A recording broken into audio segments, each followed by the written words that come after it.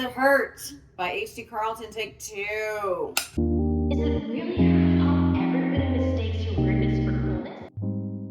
Hello and welcome back to The Shit Show. My name is Natalie Megan, this is Weirdo Book Club, and we are on to round 2 of Does It Hurt by H.D. Carlton. Do I still have it? No, I must have put it somewhere special.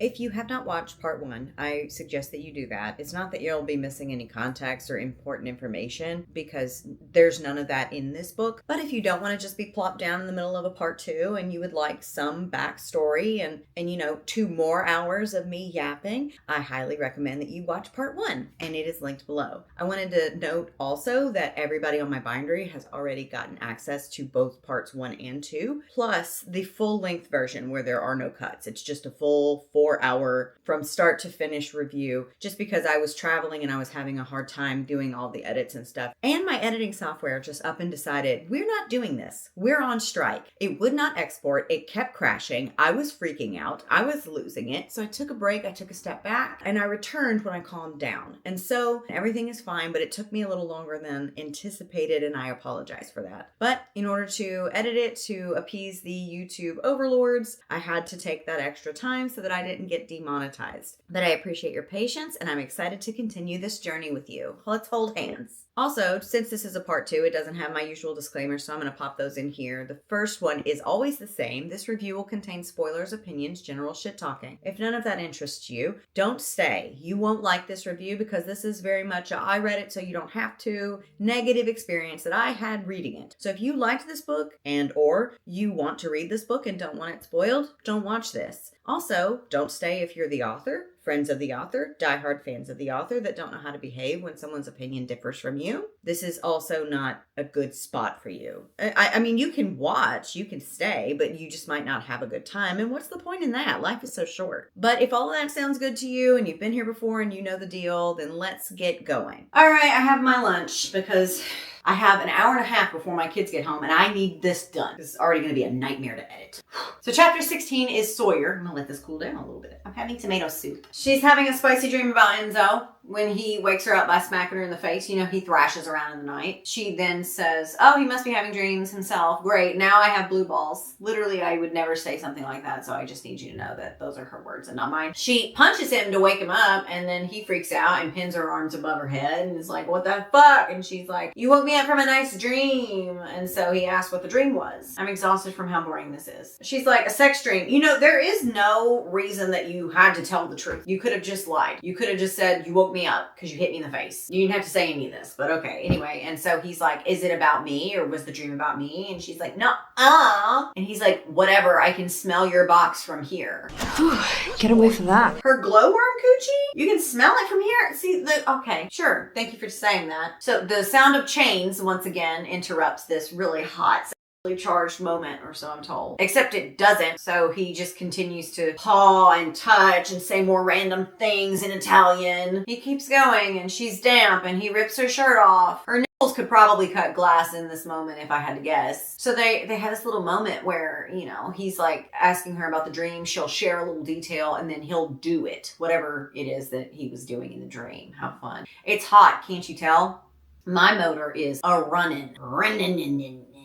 He's Pac-Maning her downstairs. She's bowing and bucking and curling and all that stuff. And he asks how it feels to be eaten alive.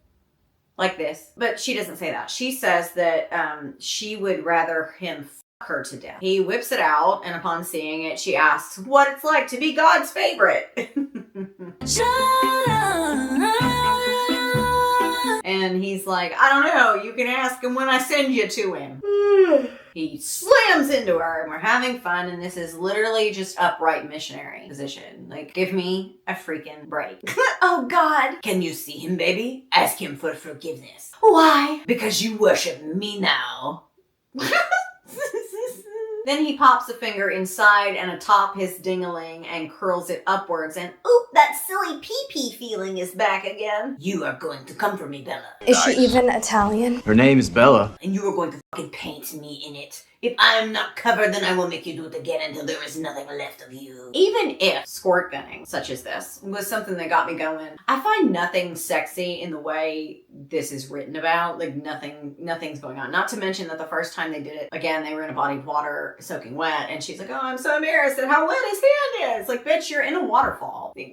After that, I lose all cognitive function. My soul is ripped from its vessel, no longer sustainable when it's been completely decimated in this moment. What? I don't know what that means. I don't know what you're trying to convey. Something epic, I guess. He pulls out, smacks her cooch a couple times, and she is actively seizing, and he is again going in for round 2. Still missionary? Yep, resuming his position. Yep, yawn. So he arrives, and she notices how drenched his side of the bed is, and his arms and his chest. He's like super soaked in. The Super Soaker 50. They are back to hating each other again and retire to their opposite sides of the bed. Chain dragging sound going on upstairs and a creaking outside the door. She asks if that was the nightmare he hoped for, and he said, no, it was worse. Chapter 7 is Enzo. Let's go, let's go, let's go. He is outside and he spots some sharks in the water and wishes he could go out there with them.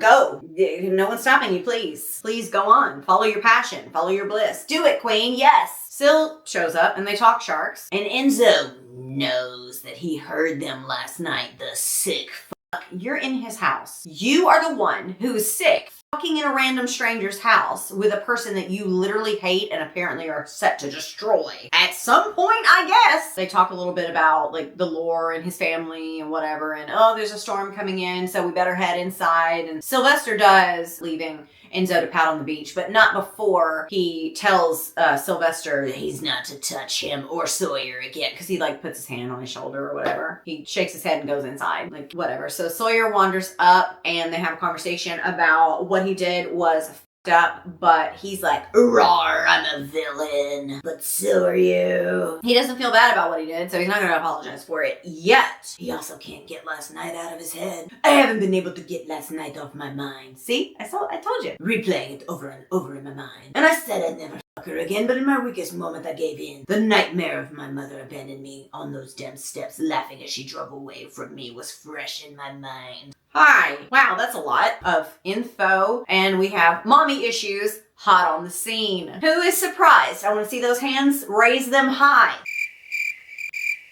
So that's what he was dreaming about. His mom laughing like a lunatic after dropping him at a nunnery. So to get his mind off of it, he took Sawyer in the biblical sense. Yeah, that makes total sense to me. He comes back to that no, it was worse line that he delivered last night and the hot sex and all that. And then he explains, it's like I've scribbled all my resistance into a charcoal ball deep into the paper, and she took a fucking eraser to it until there was nothing left but the faded remnants of when I hated her.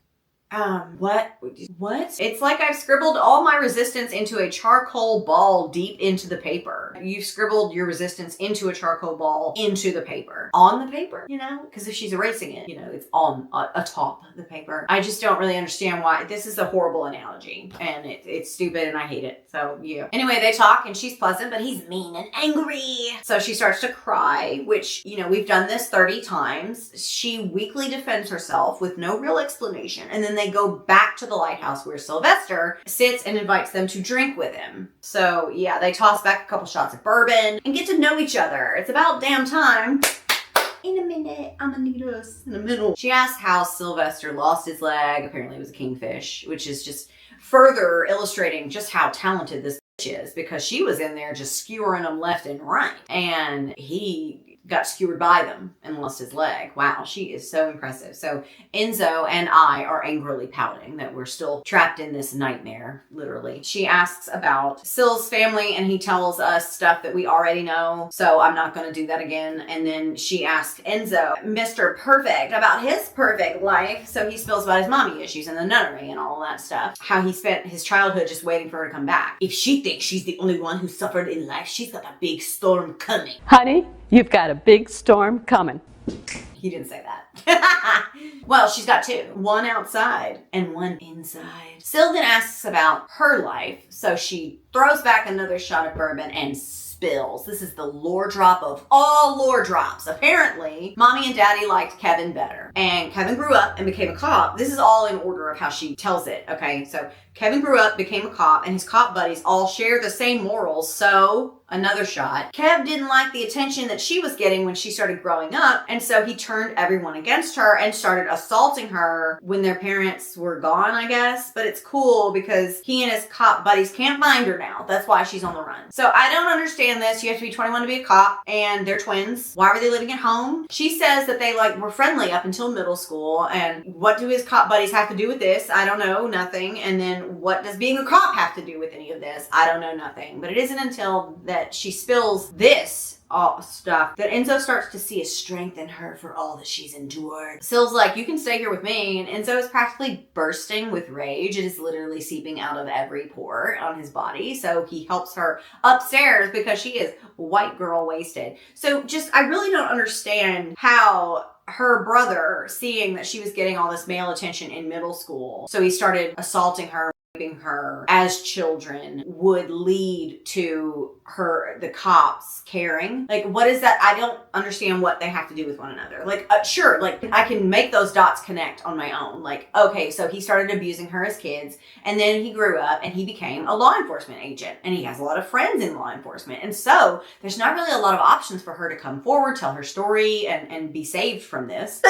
But the way, if you're not a good, I swear to God, the way you write things should matter when that is literally your job. You're a writer, so you should write better. And it just doesn't make any goddamn sense. It makes sense later, I'm in the future, because of some of the things that she says, I guess. But the way you presented this here is so goddamn stupid. And also, it should be, mentioned that I'm utterly disappointed because my expectations were already really low for what all this would be. But her brother her in childhood and maybe into adulthood, and now she's on the run. It is so underwhelming and just graphic and shocking and horrible to be all of those things. There's no reason. There's no point. None of this should have been here because there should have been enough subject matter to go on without having to build all this other shit out that you can't finish. It's like those people that you see that buy houses, and they're like these huge houses, they're fixer-uppers. They're like, we're going to do this, we're going to tear this wall down, we're going to replace the roof, we're going to replace the HVAC. And then a year in, and all their money is spent, and they're like, I guess we'll try to sell it. I mean, there's no wall here, and the stove is gone, and there's a hole in the floor, but this is what I can do. If that's how your book ends up feeling, then either workshop that shit till it's better, until it's good, or scrap the whole thing. Cabron. And just make it a journal entry. A little fun writing exercise that you worked on to hone and better your skills. But no one asked me. Chapter 18. Sawyer. She is stumbling and bumbling up the stairs with the help of her newly softened monster. He's like a big old tub of ice cream that's just been left out so that you can properly, spoon it into a bowl. And so she asks him if it makes him feel good to know that her brother liked to touch her too. My entire body is full of alcohol and everything inside me is sloshing around in it like they don't have assigned seating. I giggle, imagining myself telling all my organs to go back to their seats or else extra homework for them. Your brain is stupid. So, with all of this revelation, okay, Enzo is now determined to help her because she is not what was done to her, and she's done so much and deserves so much better, and he won't rest until he kills Kevin for touching what's his. Noble, also a complete sharp 90-degree cut of the wheel, and my neck is broken. What are we doing? Whatever. She's like, you don't even know me, and he's like, you were destined to be mine. Is that so? Is that really the case? Man, I just don't understand how 1 minute you hate her because she literally stole your identity, which she didn't have to do. By the way, it was a choice that she made. All of these are a series of choices that she made, and she's an adult. And now, since she's an incest abuse survivor, that makes her what? In your eyes. Enzy, can I call you Enzy? What is this doing? Because it doesn't make any sense to me. It's very out of nowhere and stupid and baseless, and I hate it. And yeah, it's par for the course in a Carlton novel. A wave crashes into the lighthouse. It does not budge. She tucks her drunk ass in bed. She wakes to someone crying. Do you hear that? Maybe another ghost. It's also very fun. She decides to go back to sleep, but she can't. When I lay back down and close my eyes, sleep doesn't come for me. I beg and plead with it to take me to some Neverland, even if it's riddled with fairy tale monsters, but it persists in its absence. plead. Beg and plead. Plea is a noun. Plead is the verb. Beg and plead is the phrase. Also, diagram that sentence for me real quick if you don't mind. I know what it was trying to say, but that is quite a long, stupid walk off a shitty ass pier. I'm gonna do it again. I beg and plead with it to take me away to some Neverland, even if it's riddled with fairy tale monsters. But it persists in its absence. What persists in its absence? I beg and plead with it, sleep. I beg and plead with sleep. I beg sleep to take me away to some Neverland, even if it's riddled with fairy tale monsters, but it persists in its absence. So this could be anything because you didn't write this fucking sentence worth 2 cents. I swear to God, this is absolute garbage water at the bottom of a trash can. I beg sleep to take me away to some Neverland, comma, even if it's riddled with fairy tale monsters. Neverland or sleep, comma, but it persists in its absence, period. What persists in its absence? Neverland or sleep? You aren't making any sense. You're bad at this. She ends up just talking to Enzo about his mom and like if he ever saw her again and if he ever looked. And it shifts to her talking about how she runs because no one ever believed her about what Kevin did, and she is crying for the umpteenth time. Leave me doing. The request is similar to his declaration earlier, and even in my drunk, addled mind, I remember him claiming me as his. My heart stops, then restarts, stuttering and tripping. Stumbling over itself in a syncopated rhythm. Butterflies sprout in my stomach, and I decide they're fucking drunk too. Butterflies don't sprout. They emerge, sure, from a cocoon in their metamorphosis state, like on the tail end of things when they are going from caterpillar to butterfly. But they do not sprout. Sprout is more like a plant thing, but whatever. So why would you want to hurt him? He's forced you to strip people of their identities, so I will do the same to him. You're gonna force him to strip people of their identities? You're gonna force him to strip of his identity? Also, for someone who's the entire time has been telling her that she's always had choices on how to live and whatever that she's dealing with, she didn't have to steal people's identity. You sure are anxious to just brush all that to hell now that you know she's been abused. It just doesn't make any sense. Because even before you had all the details of why she chooses to live her life this way, I don't know what kind of person you are that you wouldn't just assume that of something. Like you said too, like when you were sharing your lore at the table of stupidity downstairs just a few minutes ago, before she shared hers, you were like, if she thinks she's the only one who suffered in life, she's wrong. Here's my story. So you already knew that she obviously had something going on. You just didn't have every little bit of information on it. So it doesn't really make sense that it's this dramatic of a shift. No one has made this dramatic of a change yet. Dream guest on my podcast? I'm sorry. Anyway, it just doesn't make any sense, but it does to her because she just starts getting horny all over him, and because he wants to track down her brother and force him to commit identity theft crimes, I guess. Again, she's like, why would you do that for me? And he repeats the same goddamn line that he's been saying because he is the one that gets to hurt her. That's it. That's the line. So sweet. She shakes her head, right? Knowing that he can't save her from her fate. What happened to choice? Like fate? What happened to choice? What happened to moving abroad? What happened to that? What happened to hello? So she pushes him away, saying that she can save herself. She doesn't need him to save her. And then he tells her that he hasn't found his mother. He did look, but not for long. And you know why? Do you want to know why? I don't, but do you? All right, I'll tell you. Because she let her sadness transform her into a miserable human being, capable of hurting others just to save herself. She wasn't worthy of my forgiveness. How do you know that? How do you know any of that if you didn't find her? She says that his mom was lucky to get away from him. Yikes, sick burn, kind of low blow, but whatever. And she's trying to hurt him and thinks to herself, does that hurt, baby? You know, the thing that he always asks her when he's her down. She said the thing, and I wish these things meant something. Chapter 19 is Sawyer. She sees a boat far off in the distance, but the fog is so thick that they can't, even if she tried to signal him without the beacon, they still haven't found the beacon. It would be pointless, fruitless, kind of like the whole book. Another storm is coming, which is worse than the last, so that's fun. And it's been 19 days on this island, and wow, when I tell you, it feels a heck of a lot longer. So that means it'll be 8 more days until the supply thing arrives. Maybe, whatever. And then she can leave. But does she want to? She's not sure. She's feeling so emotionally raw and hollowed out from all the lore drops from everybody. And Enzo's kind of freezing her out, but she misses him. I would take the worst of him if it meant never having to go without him. Cute, I guess. There's literally no basis for them to be drawn to each other. Like, even the forced proximity is not enough. Like, it's still...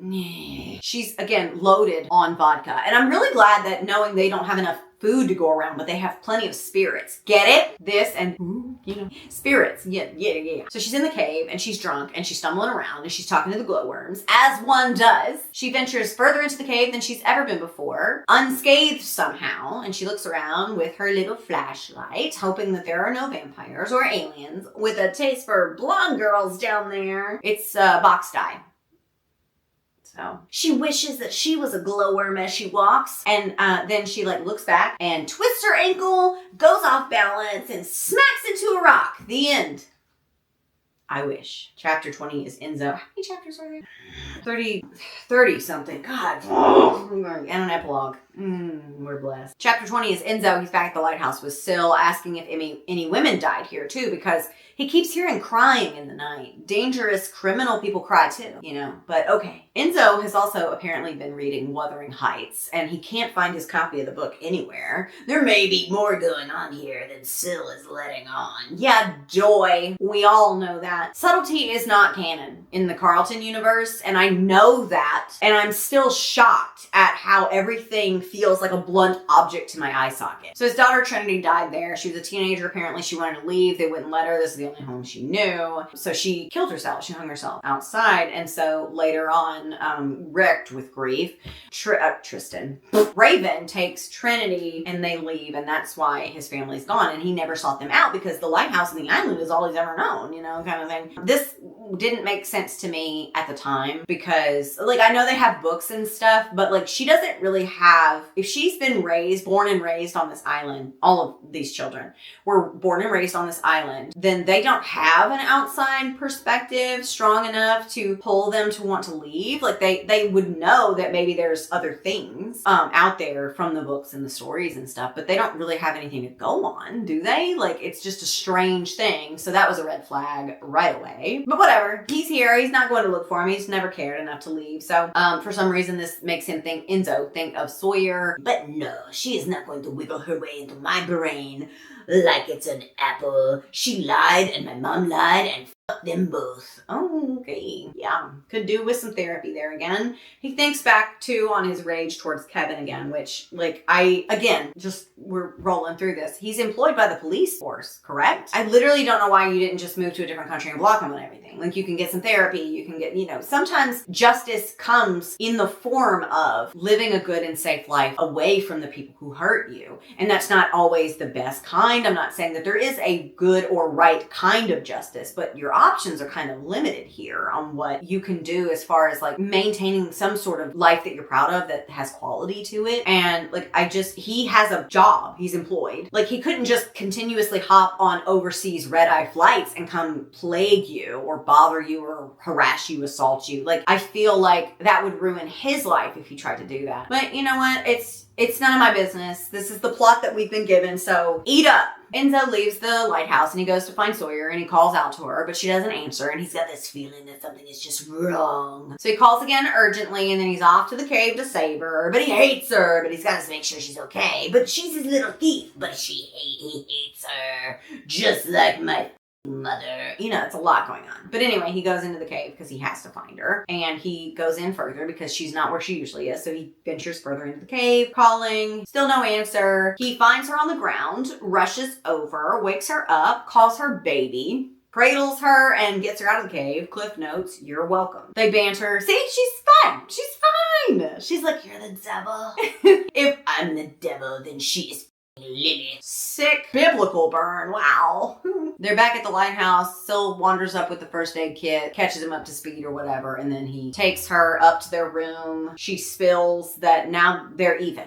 He saved her. She saved him. And this is when she tells him, she spills that actually she's the one who rescued him in the you know, the whole thing. He's stunned. I feel like a deer in the headlights of love. And she says, I need a shower. And he's like, let me help you with that, little thief. Bella ladra. And please no, I beg, I plead. Chapter 21 is Sawyer. She's concussed, but she's coming around. You know, she's doing all right. Waxes poetic about how Enzo is hellfire or whatever on her way to the bathroom for the shower. They get in there and he tells her to undress and she feels compelled by her to do so. And I really don't want to do this. Mine is compelling me to leave. She strips, she gets in the shower, he stares at her ass. She lets us know that it's not flat, okay? Like, it's not big either, but quote, plenty plump and round to attract the male gaze. Thank the female lord for that. Is that the goal? Like, I know that your whole shtick is stealing identities from men that you sleep with, that you don't want to sleep with, but for some reason you do anyway. And so having an ass that's plenty plump and round to attract the male gaze, I just really hate you. Like, he washes her hair for her and asks her to tell him more about the shipwreck and how she rescued him. So she does. He's like, I called you weak, but you are not. You're exceptional. You did something exceptional. Think of what you could do if only you believed in yourself.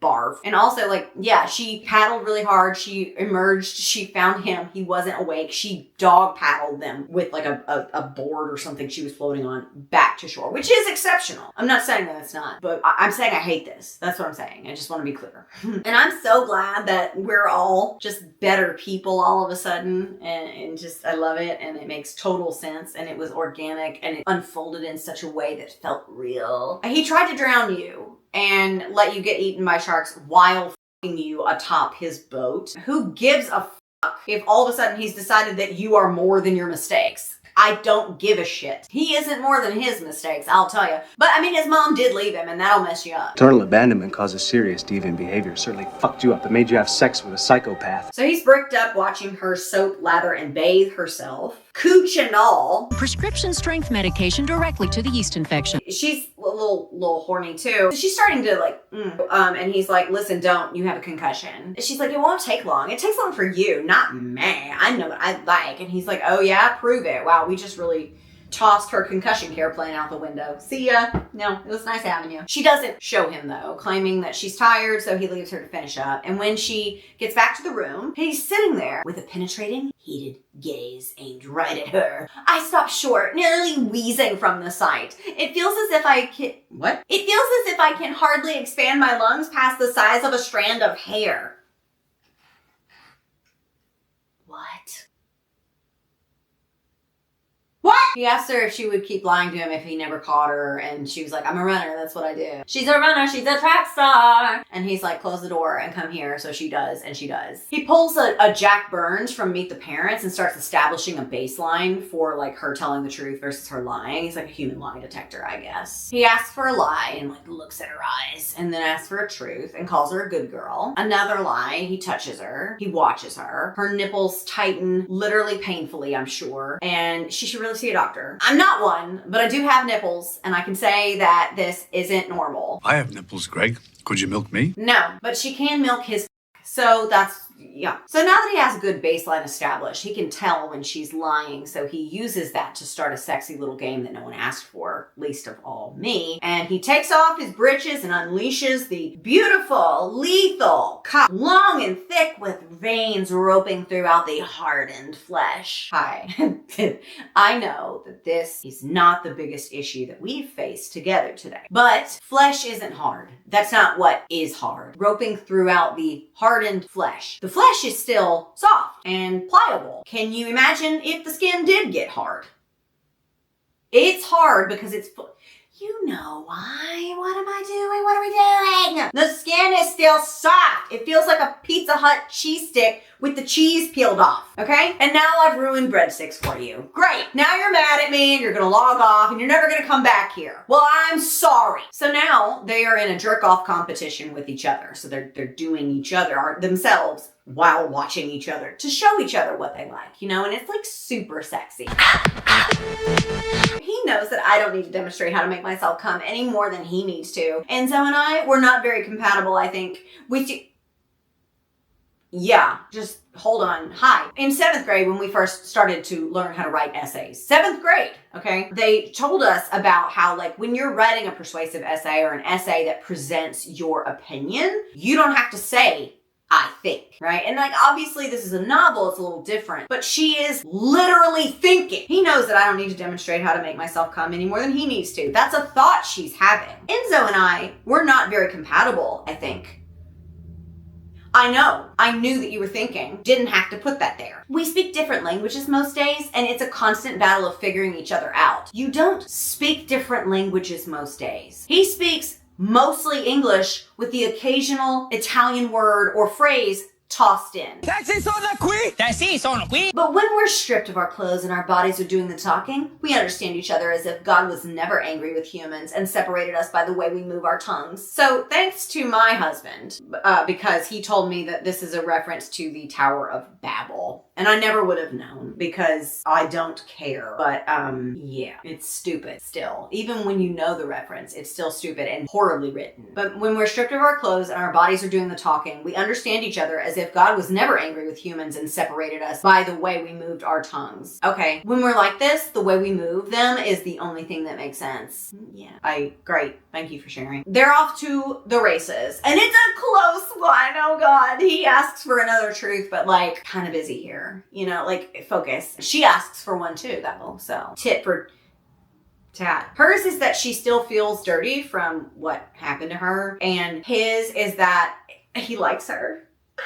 Scandalous. He asks for another lie and she says, I hate you. And he says, I hate you too, baby, but she didn't ask for a lie. So what's that mean? And then they both arrive and he cleans up and she doesn't know, like she's sitting there being like, I didn't ask for a lie. I don't know if that was a lie or a truth. You calling me a liar? I ain't calling you a truther. She asks him and he doesn't answer and just leaves her there to think, which is dangerous here. We built our tower to heaven, but God is angry again. And once more, we're speaking different languages. I wish I was illiterate. I wish I didn't speak this language. Had to turn the air down. It is getting hot in here. And once again, it's because of the sun. Nothing to do with this whole thing. So chapter 22, it's the next night and it is Sawyer's POV. She is under the moonlight bobbing like a cork in the ocean. The waves part and they engulf me and the water is warm.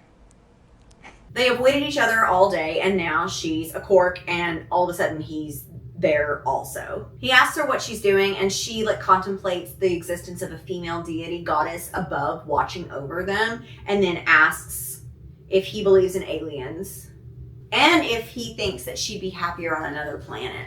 Once again, she is contemplating suicide. So he wants her out of the water because it's not her time. She's like, I don't fear death. I fear living for nothing. Literally, that's what you're doing now, but go off, I guess. He's like, why are you living? And she's like, why are you? He says that she gave him something he thought he'd lost, and that he's a predator, and predators are attracted to prey because of the hurt, and he likes to hurt her. We know, yeah. So I want you to prepare yourself because we are about to encounter panty-dropping depth and games so slick it is often misconstrued and misidentified as a baby seal. You will heal, Sawyer, and as long as you are with me, you will never have to cause pain again. But when you are between my teeth, I will make you bleed. I will make you hurt instead. That's where you will find the meaning of life, and that's where you will find life with me worth living. Life is worth living. Where is that? Between your teeth? But when you are between my teeth, I will make you bleed. That's where you will find the meaning of life. Okay? Why? I whisper. You couldn't even say that. You didn't hate me. Nanti odia, Sawyer, he says roughly. I wanted to say it was the truth when you asked if I hated you, but I couldn't lie. So I said nothing. And every time I laid eyes on you today, all I could think of was that I never really did. He pulls away with enough to catch my watery gaze. Choose to live, Bella. choose me. What does this mean? Hold on. Oh God. Where are we? Non ti odio means I don't hate you. Should have probably figured that out, but my brain is doing so much already. I am making up for a lack of thinking. She doesn't respond to all of this, and so she tries to pull away, and he holds her to him, and she is choosing him, but she doesn't say it out loud. No. He brings her to shore. She climbs on top of him and grabs him, you get me, and says he's most beautiful when he's at his most primitive. Well, he must be hot as fuck then, because this boy is a single cell organism. He spits on his junk, or she does. Somebody spits on his junk. And she slides on and winces. And he says the thing, does it hurt? And she says, not enough. So he's like, I can make it hurt. And she's like, only when I want you to. And so this is like a thing that she's doing. She's taking the control back with this man who literally tried to kill her and feed her to sharks like a couple days ago. And I know, serious cap, I know that BDSM is a completely valid way of doing this kind of thing. Exploring and healing from things. It can be very cathartic. It can be a very therapeutic way of taking your power back, especially when you have trauma around like power dynamics and sex and intimacy and things like that. It can be, and I know that, but this is shit. And it's as empty as those statues in Jellyfish Fields. Just full of holes. And imagine being Sylvester, okay? Like, yeah, he's a little creepy sometimes. His family abandoned him. He has only one leg and a few secrets. And imagine taking these idiots in. They wash up on shore, and now they are just banging their way throughout the island and your home that you allowed them to stay in. Ugh. Okay, and she calls him a good boy. And again, like, we're not only working through her trauma, obviously, we're working through his little mommy issues, right? And that's fantastic. It's not for me. It's not something I like, but go off, I guess. And they do. They go harder. She asks for more pain. More! He flips her around so that she can take it from behind and get a good view of the ocean. And behind, not the back door, just behind. And she smiles and she cries and he licks the tear off her face and asks her, does it hurt? And she nods. Off. She falls asleep. She goes into a coma. She never wakes up. And once again, dom sub role play stuff can be very cathartic for people. This is just nothing. This is nothing. She arrives and she can tell he's close. And right before he crosses the finish line, she hops off and asks him if this denial hurts. And I am so over this. I hate this. She wants him to go down on her though, to which he says, good ask nicely. Okay. She gets him to his destination and the word slobber comes up and no. Slop on my knob, like corn on the cob. Check in with me and do your job right better. She says that she is going to live. Shoo. Because she doesn't want Kevin to win, sure. But she has to do it alone and then she runs off to the White House. The White House? The lighthouse. Also, I just want to say, like, I'm making jokes, but I'm not poking fun at actual, like, suicide ideation and, like, mental health struggles and abuse and all that stuff. I know that you know that, but I need to say it because some people will no doubt show up and say some shit. I'm making fun of this being so horribly written, a terrible portrayal of this, because she's like, I'm going to live. As if that were ever a real threat. Like, never once did I think that she was literally teetering on the edge. This is not Meredith Grey when she wanders into the ocean. And again, these goddamn disclaimers and these clarifications that I shouldn't have to make, but there are dumb people on the internet dedicated to misunderstanding people on purpose and then hurting their own feelings in that misinterpretation. Oh my God. Okay, so I'm editing and I've been sitting on this section of the rant for a little bit, and I think I have a better way of explaining why I don't like the mental health rep and the ideation rep in this book. And shocking to no one, it's because it's half-assed, lazy, disrespectful, and irresponsible. Real ones know that in real life, when people are struggling with things like this, with ideation and mental health, they don't have to be actively trying to self-unalive in order for their pain and struggles to be real or qualify or be taken seriously. And I say this as someone who struggled with depression and ideation as a teenager. If you asked anyone around me from the outside, it didn't seem as bad as it was. And only the person holding all this hurt knows how bad it really is most of the time. But we're not in the real world right now. We're in a book where the characters are built from scratch. And in that, you can weave things into their personality that tell us more about them than a wall of text ever could. But I don't feel like this part of Sawyer's personality was properly done or integrated into her character in order to make it believable or feel real. It feels like a last minute addition that was slapped onto her to give her kind of like an edgy backstory and make her seem deeper and more interesting, which is not what mental health is supposed to be. It's not supposed to be a plot device. It can be like part of the character and their personality and their whole journey and what they're dealing with and stuff, but it shouldn't be something that you use to make your character more interesting, and that's what this feels like. And we've seen this in a lot of H.G. Carlton's work in the past. Mental illness is like the entire personality of Sibby from Satan's Affair, and Adeline, while recovering from her abduction in Hunting Adeline, her recovery consists of like a few weeks of therapy and then Zaid basically deciding that she's done being sad and starts carving her up one night so that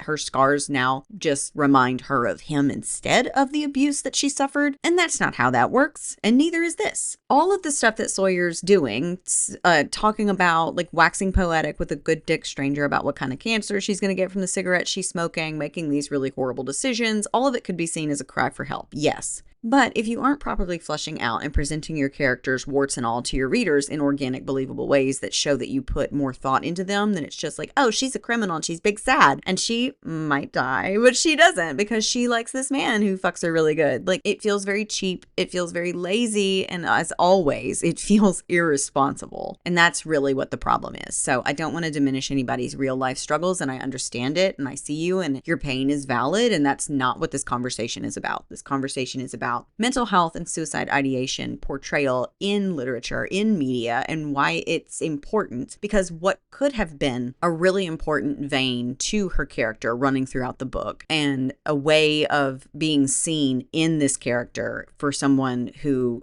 has struggled with things like that themselves, it just ends up, like I said, feeling cheap and lazy and kind of gross. And I know that some people do read her books and feel seen in whatever is going on in the text and stuff. And good for you, but I'm not one of them. I think this sucks. And now you know why. So I hope this was illuminating. I hope it made sense.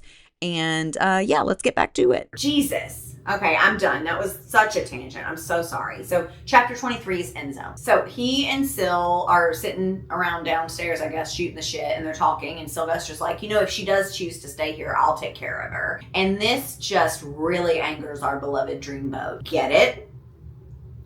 Boat. Oh, yeah, we are on fire. I wish we were. And then they have a little pissing contest about Sawyer, and I don't care. I could not.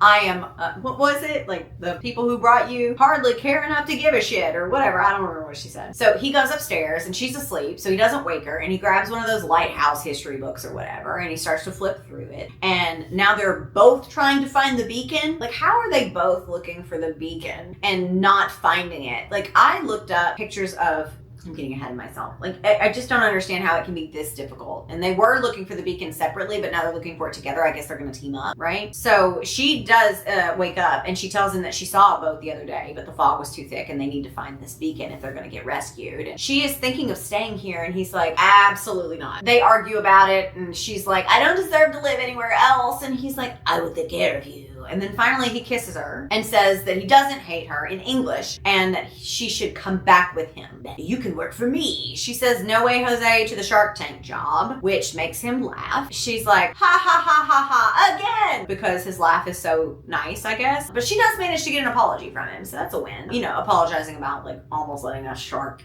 eat her face, you know, like, you know, baby steps. And then she's like, I don't forgive you. I deserve a real apology in the form of, just kidding, but she does want him to apologize on his knees. So I can only imagine where we're going. And he's proud of her in this moment, even though he still doesn't entirely trust her yet. Saws, bro. But she opened up a line of credit in your name, and you tried to feed her to sharks while actively taking her in the biblical sense on a boat. You're not even. It's not even close. Identity theft is not a joke, Jim.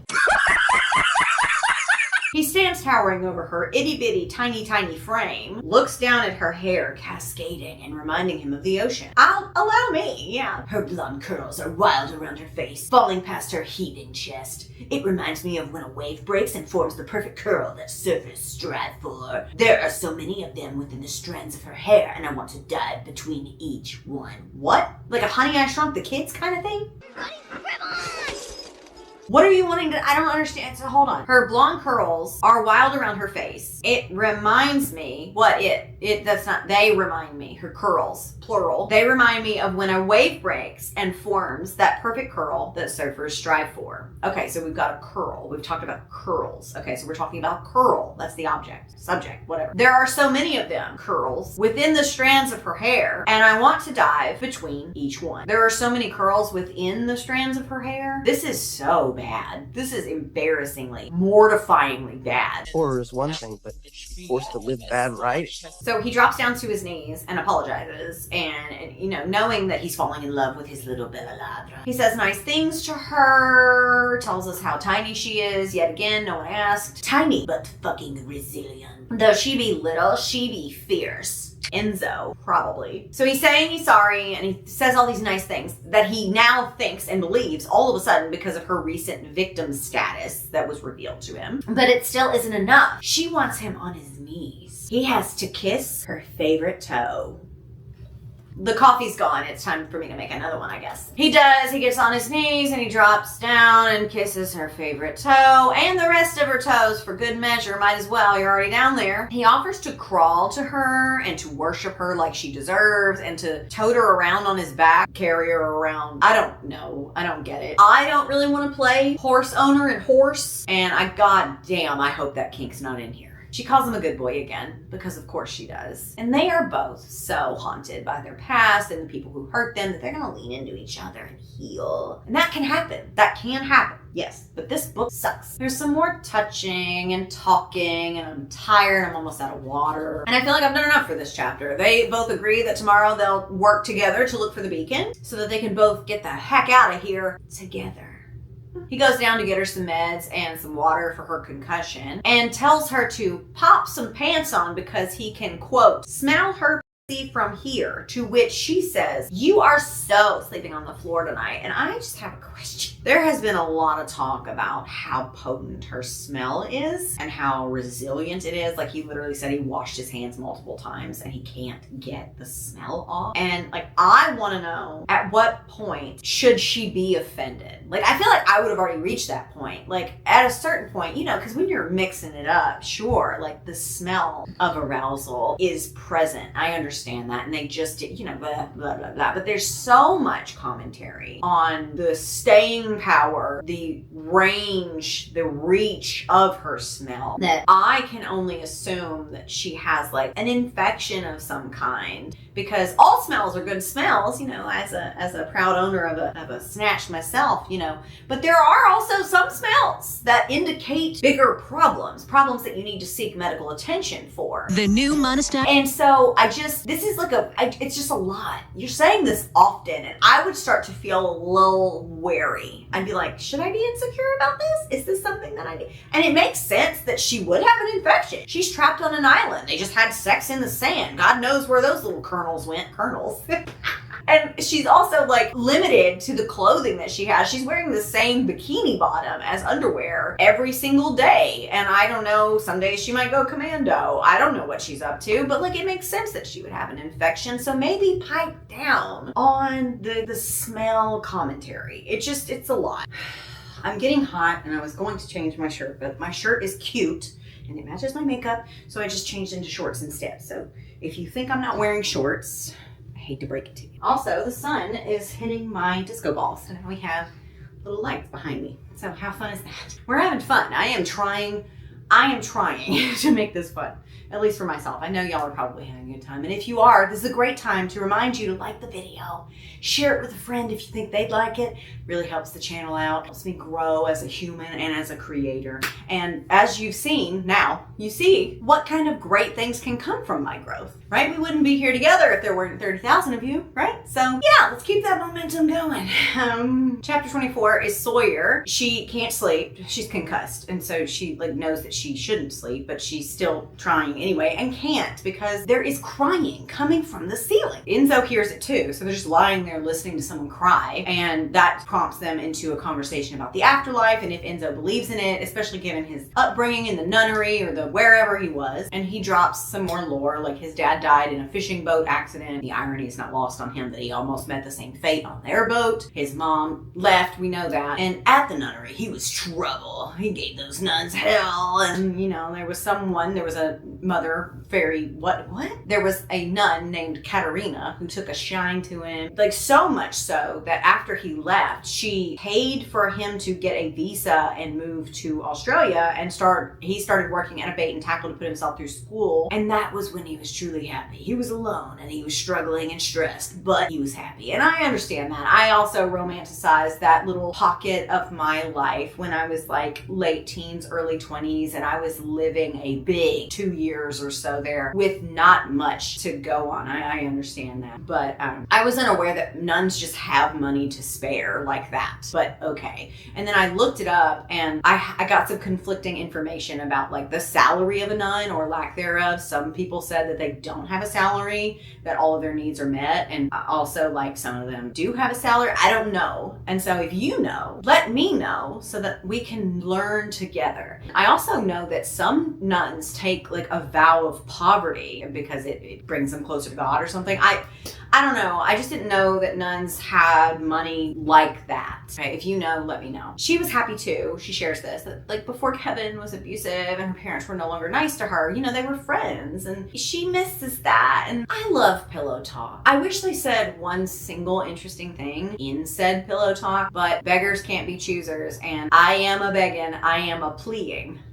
They go over a list. He asks for a list, actually, of the things that make her happy because now that's his job. And they're in love. Oh my God, isn't that gorgeous? Boom, bam. So what do we think is going to be on our list? Take a second, leave them in the comments below, your guesses, as I tell you the answer. So her stupid band, senile Susie, her tattoo, given to her by her one and only friend, Ol Simon. There's a couple other things, but those are like the main things. Like, I don't understand this whole only friend thing because he's an old man that you met at a bus stop. She tells him too, she's like, I'm happy that you were happy once, even if I did come along and ruin it. And he was like, you did, you brought the chaos, but I like it there. Like, chapter 25 is Sawyer. They're in a closet. Oh my God, not again. Is that right? Okay, yeah. They are looking for the beacon. Smushed up against each other. There's not a lot of closet space in this lighthouse, which will definitely bring the value down on Zillow. So they haven't found the beacon yet, but they did find a crap ton, a boatload, if you will, of food, including a whole lot of beans. The bean gods. Yeah, and Sylvester definitely lied about having more than enough food and is clearly hoarding materials, which I feel like would be something I would do if I lived in isolation and there was only a cargo ship that came around once a month. That seems like good strategy to me. Maybe lying about how much food you have isn't, but he doesn't know these people. So they make the bean gods joke again, and it's even funnier the second time. So they're smushed, right? And they're irritated because close proximity and it's not easy and they're trying to find it and they're frustrated, you know? And so she wiggles on him and he's like, be careful. And she wheezes. All of this is hot. And then he threatens to show her a blessing from a different type of god. She scoots out of the closet before anything being related can occur, and she posits an idea. What if the beacon access isn't on the second floor? What if it's on the first floor and it goes straight up direct access? Good thinking, Bella, he croons, a devilish glint in his eye, as if answering my mating call. My pulses, and arousal gathers between my thighs. It's that easy. Ew. But since it's storming and Syl is downstairs and he's not going to be leaving for a while, so there's no easy way to go with snooping around down there, so they'll have to wait, I guess. Or she's going to try to make nice with him, to kind of encourage him, you know, to leave the downstairs area and maybe come into her no, she's not going to do that, but you know, she's like, somebody's got to make nice with him and it's not going to be Enzo. And he's like, no way I'm leaving you alone with him. And she's like, calm down, it's totally chill, I'll be fine. And he says you better be, because if not, I will kill him. And he's not kidding. To which she says, you got it, dude. Fast forward to her and Syl just chilling downstairs by the fire, 5 feet apart, because they're not gay. They discuss the ghosts, and he's kind of weird about it, kind of cagey, and then shifts the conversation to the tattoo on her leg, and she thinks fondly of her best friend forever, and how he's her only friend in the world, and how he probably thinks that she ghosted him. And you don't know each other. You do not know each other. I doubt that he cares. I don't. Syl then offers her an official invitation, hand on her knee, creepy and everything, to stay with him on the island, which she, politely no, thank you. And so he starts to berate her and blackmail her, basically saying looking the way you do, I bet I know how you make money, and blah, blah, blah, blah, blah, blah, blah. And I know that you're running from something, and if you don't stay with me, I'm going to tell everybody that you're here or whatever. And damn, Syl, if you were a 6'7" beefy beefcake Sharknado dreamboat with an ink blot in your eye, or heterochromia, or a facial scar, this would be really hot right now. But sadly, you are simply an elderly man with a peg leg and a missing family and a house full of ghosts and beans. So it's just abuse after all. Rats. To, all of this, it escalates very quickly from the berating and the blackmail to physical violence, where he literally backhands her and then grabs a shotgun. Enzo starts down, hearing the commotion, but Syl has the shotgun and eases him back into his room, making her come with him to go into Sylvester's room with him. You understand, right? He's trying to back Enzo into their room so he can lock him in and then get her upstairs and have his way with her, I assume. But she is so slick and smart, the smoothest of criminals. And so she mouths the word cave to Enzo. Really thinking with every brain cell that's available. So Enzo just allows himself to be locked in or whatever, and she follows Syl up to his room, because if it's one thing she's good at, it's running. I disagree though. You're not good at that, actually. But anyway, thankfully she doesn't have to be good at literally anything really, because she literally just pivots and runs down the stairs and out the front door. She literally just makes a sharp turn and runs away, because he is a disabled elderly man. So yeah. Before he can turn the weapon on me, I'm pivoting and sprinting for the stairs. She makes for the cave, the only safe place to run. Chapter 26 is Enzo, and he literally smashes through the locked door and emerges with a red hot fury out of the room to find the gun again pointed in his face. I should have shot you while you were washed up. What the fuck accent was that? Australian. Oh, he's beautiful. Okay, so I should have shot you when you washed up. I agree. Now that we got that worked out, whew, that was rough. But this is Enzo's time to shine. Okay, we are letting the beast out of his cage, so to speak. Coming out of my cage, oh my God, it's fine. What he does is he grabs the gun away from him. This is supposed to be the climactic big moment. And all she did was turn to the right and go downstairs. She's literally doing the escapee version of the cha-cha slide to the left, go down the stairs. And then he just yoinks the gun out of his hand. Good for you. I mean, this is an elderly man with a peg leg. Is this supposed to be impressive? I thought you were a shark, the most dangerous person for miles. Yoinked a loaded gun pointed at you without even trying from an elderly man. I feel like your genes fight harder to contain your monster dick than you have had to fight this whole time. So he leads Syl at gunpoint down to the first floor, where apparently all of a sudden there's this door that leads to a cellar that he notices, and he has Syl go down in there, but instead of just letting him go at his own measly little pace, he pushes him in there and he falls down and locks him in. And then he grabs a blanket from the couch and goes to find Sawyer, just in case it gets cold in the cave, and that is some really thoughtful thinking there. I mean, what a guy. He gets to the cave, he finds Sawyer. I've never been more underwhelmed. He sees the carnage from the backhand, the black eye, the swollen lip, or whatever, and her chattering teeth, so he wraps the blanket around her. He really was thinking there. He will kill Syl slowly and let her watch. He fills her in on the showdown. It takes exactly 1.2 seconds because it was barely anything at all. And then he says that they can head back whenever they want because he's locked in the whatever. She asks if they could just stay here for the night. So they do. Enzo is anger. He is rage because Syl clearly wants what's his little Bella Ladra. 81 times he says Bella, by the way. 81. And honestly, it feels like more, because when you're suffering, everything feels much larger than it is. And yes, he clearly does. Sylvester clearly does want Sawyer. I'm not arguing that. However, there's a reason that when sailors were lost and isolated at sea for so long, they started wanting to bang manatees. And it's not because they belong to Enzo Vitale. It's because loneliness is a hell of a drug and it fucks you up. And like, I believe that if a dead whale carcass with 2 buoys strategically placed around its middle section washed up on the beach, he would also try to do that. So this isn't really so specific. Like, you're making this about you and I don't feel like it is. I feel like it's about whatever, who cares?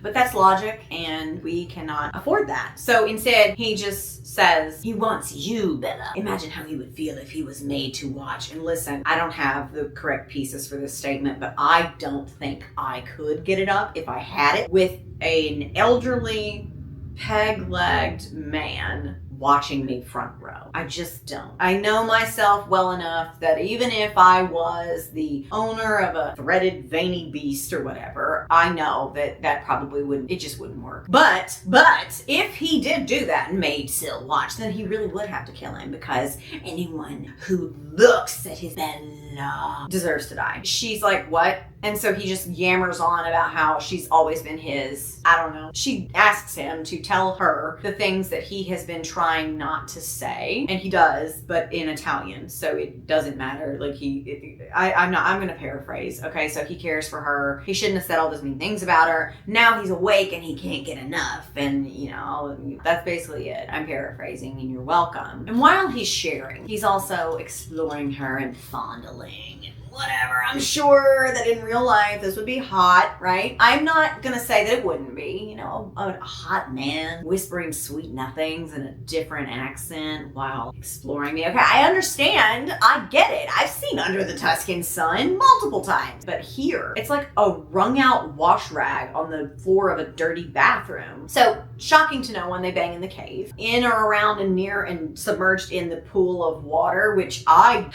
we don't know what kind of bacteria is in this cave, okay? There are glowworms on the ceiling, and honestly, it looks like there's glowworms in here. Look. Everything's really coming together for this review, I swear. But anyway, like, I just don't think that being intimate in a pool of water in a cave that is not explored on an island that is basically deserted is a good idea, but whatever, no one asked me. And then he mansplains to her what he's going to do is try to drown her again. So much fun. But it'll be better this time because he doesn't actually want to kill her anymore. Oh my god. Whew! It'll be hot instead of scary, because adrenaline or some shit, right? Serious cap, once again, we've already had this conversation a couple of times, but I'm going to keep doing it because it keeps being relevant to remind you that I understand, and I hope you understand, that BDSM and exploring kink with a partner that you trust in a safe, consensual kind of way is a very cathartic way of dealing with or healing from trauma, or just having a good old time. Honestly, it doesn't always have to be about trauma. It can just be fun. It's just a silly, goofy little time. But no care is put into any aspect of this story, the characters, the plot that's full of holes.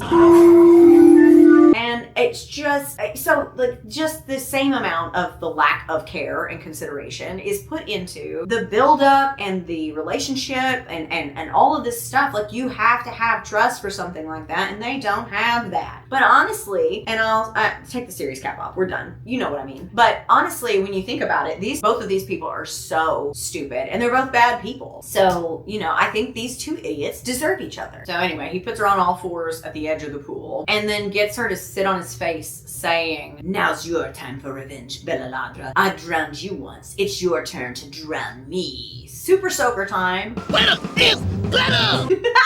So we get that delightfully descriptive encounter. She gooches, he's thrilled. Opening my mouth wide and drinking from her like a man who's been lost at sea for months. You have been lost at sea for a month almost. It's a little on the nose, but whatever. And it's also like gross. Good for you if you like it. I don't. And the way that it's written just makes it even more unappealing to me. But anyway, now it's his turn to drown her again. We're having fun. Tag me in. Put me in, coach. To which she says, not yet, to having her head under the water, that she's having trouble breathing. To which he says, you'll never be able to breathe with my inside you.